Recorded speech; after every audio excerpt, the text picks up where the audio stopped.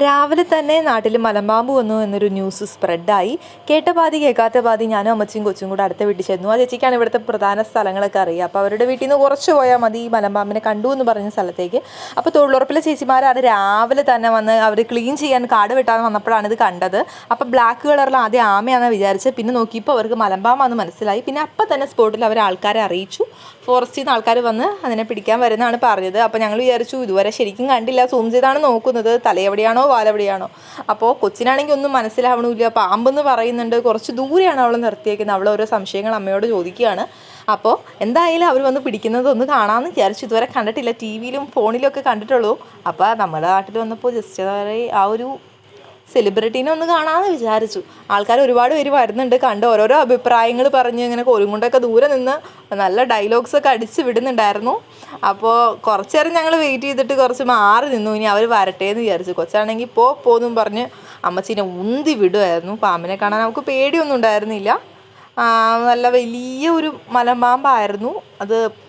ഫോറസ്റ്റിൽ നിന്ന് ആൾക്കാരൊക്കെ വന്ന് പിന്നെ ഞങ്ങളത് കഴിഞ്ഞപ്പോൾ വീണ്ടും പോയി കാണാമെന്ന് വിചാരിച്ച് കുറച്ച് മാറി നിന്നു തണലത്തേക്ക്.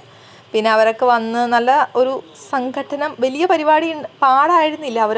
ആവശ്യത്തിനുള്ള അവരുടെ സേഫ്റ്റിക്കുള്ള ആവശ്യത്തിനുള്ള സാധനങ്ങളൊക്കെ ആയിട്ട് അവരിങ്ങനെ പിടിച്ച് നല്ല പരിചയമുള്ളതല്ലേ. ഞങ്ങൾ നിൽക്കുന്ന എല്ലാ ആൾക്കാരും നിൽക്കുന്ന കണ്ടാൽ ഞങ്ങളാൾ പിടിക്കാൻ പോകുന്നതെന്ന് തോന്നും. കാരണം എല്ലാവരും ഫോണും ഒക്കെ ആയിട്ടാണ് നിൽക്കുന്നത്. ഞാനാണെങ്കിൽ തന്നെ.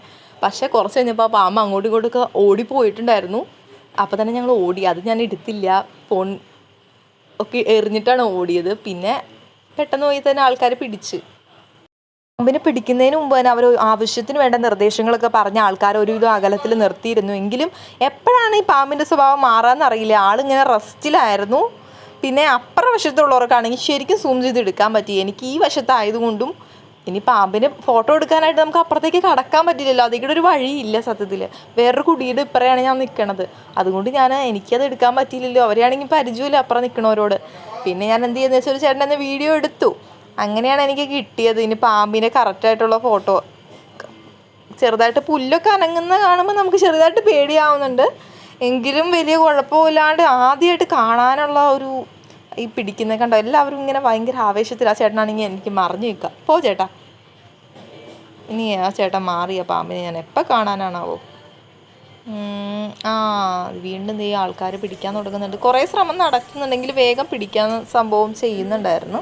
പിന്നെ പാമ്പ് അങ്ങോട്ട് പോയി. എനിക്ക് പാമ്പിനെ എൻ്റെ കണ്ണിൽ കാണാൻ പറ്റുന്നുണ്ട് അങ്ങോട്ട് പോകുന്നത്. പക്ഷേ എനിക്ക് ഫോണിൽ പെട്ടെന്ന് അത് സൂം ചെയ്യാനൊക്കെ പേടിയായതുകൊണ്ടും വേഗത്തിൽ ആ ചേട്ടൻ മൂവ് ചെയ്യുന്നതനുസരിച്ച് പാമ്പും നീങ്ങുന്നുണ്ട്. ഇതിനകത്ത് കയറ്റണമല്ലോ. അപ്പോൾ അങ്ങനെ പോകുന്നുണ്ട്. കറക്റ്റായിട്ട് അത് കിട്ടിയില്ല. അപ്പുറേന്ന് ഞാനൊരു ചേട്ടൻ്റെ നിന്ന് എൻ്റെ വീഡിയോ എടുത്തിട്ടുണ്ട്. അപ്പോൾ ഞാനതിപ്പോൾ കാണിച്ചു തരാം. എവിടെയാണ്? ഇങ്ങനെ ഓടുകയാണ് പാമ്പ്. ഇങ്ങനെ പോകുന്നത് എനിക്ക് കാണാൻ പറ്റുന്നുണ്ട്. നല്ല വലിപ്പമുള്ള മുഴുത്ത പാമ്പാണ്. അപ്പോൾ ആദ്യമായിട്ട് കാണുന്നുണ്ട്. പിന്നെ അവരത് ചാക്കിൽ കയറ്റിയിട്ട് പിന്നെ കാണിച്ചില്ല. മീൻസ് അത് പുറത്തേക്ക് പോകാൻ സാധ്യതയുണ്ടല്ലോ. അതേ കണ്ടോ, നല്ല മുഴുത്ത ഒരു സിനിമയിലൊക്കെ കാണുന്ന പോലെ. ഭയങ്കര ഈ സാധനമൊക്കെ പിടിച്ചു കഴിഞ്ഞാൽ എന്തായിരിക്കും അവസ്ഥ? വളഞ്ഞു പോകുന്ന കണ്ടോ. കണ്ടിട്ട് തന്നെ പേടിയാവുന്നു. ഇത്ര അടുത്ത് തന്നെ ഇങ്ങനെ പാമ്പൊക്കെ ഉണ്ടെന്ന് നമുക്കറിയാമായിരുന്നു. കണ്ടോ, നല്ല വെയിറ്റുള്ള പാമ്പാണ്. ചില ആൾക്കാർ 30, 40 അങ്ങനെ ഓരോരോ അഭിപ്രായങ്ങൾ വെയിറ്റ് പറയുന്നുണ്ടായിരുന്നു. നമുക്ക് അറിയത്തില്ല, നമുക്കിപ്പോൾ അതിനെ അറിയേണ്ട ആവശ്യമില്ലല്ലോ. കാണുമ്പോൾ തന്നെ പേടിയാവുന്നു, അത്രയ്ക്ക് വലിപ്പമുണ്ടായിരുന്നു. അപ്പോൾ നമ്മൾ ഈ മഴക്കാലമാണ്, ഈ സാധനം എപ്പോഴെങ്കിലും അല്ലാത്ത സമയത്തും വരാം. നടക്കുമ്പോൾ കാടും പ്രദേശമൊക്കെ നമുക്കൊന്ന് വെട്ടി തെളിച്ചിടുന്നത് വളരെ നല്ലതാണ്. ഈ സാധനമൊക്കെ ഇര വിഴുങ്ങി മരത്തിൻ്റെ മുകളിലൊക്കെ ഇരിക്കാമെന്ന് നമ്മൾ കേട്ടിട്ടുണ്ട്. അപ്പോൾ ഇങ്ങനെയുള്ള സാധനങ്ങൾ കണ്ടു കഴിഞ്ഞാൽ അപ്പം തന്നെ ഫോറസ്റ്റിൽ വിവരം അറിയിക്കുക.